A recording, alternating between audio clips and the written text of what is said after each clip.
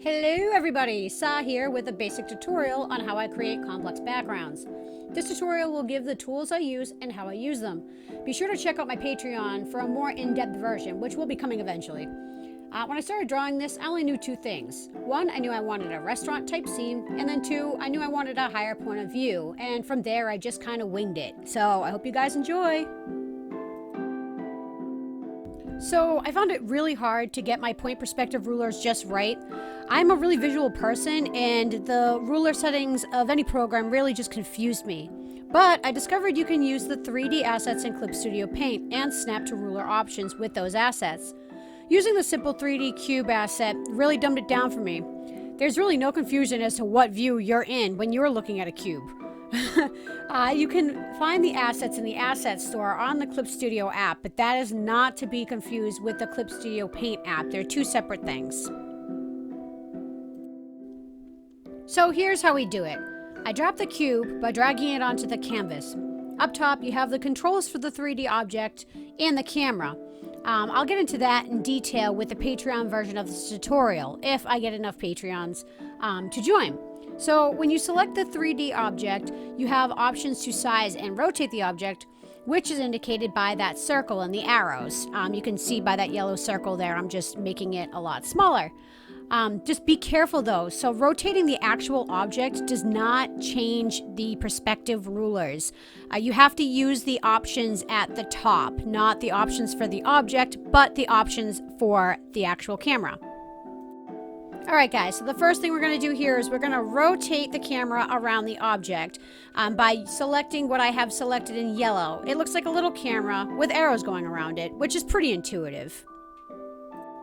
Now I'm just rotating the camera around the cube to kind of get the perspective that I'm looking for. Here I'm just picturing a table, and if you think about a table, you would see the tabletop, part of the side and part of the other side. A horrible way of saying 3-point perspective. So you want to make sure that your rulers are under Show Rulers option, and you get this just by clicking the red X on the ruler, and the red X will disappear. So now you're telling your canvas you want the rulers to appear. Now to activate the Snap to Rulers, you have to make sure that you select the Snap to Ruler option that I have highlighted right there. It's in the middle of the 3 rulers. That way you're telling your canvas that you want to snap to the rulers and that they are selected and ready to go.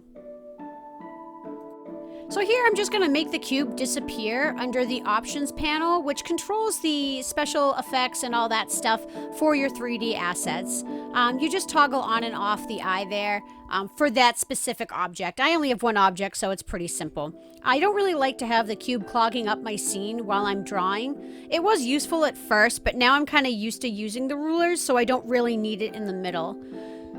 As you can see now, I'm just drawing the lines and they're snapping to the rulers that I had set using the cube. It's the exact same perspective that you saw the cube in.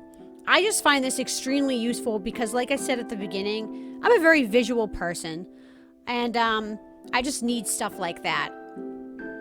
Now, these rulers aren't perfect, so you can't do curves or anything like that. It's just like if you were drawing with actual rulers on paper.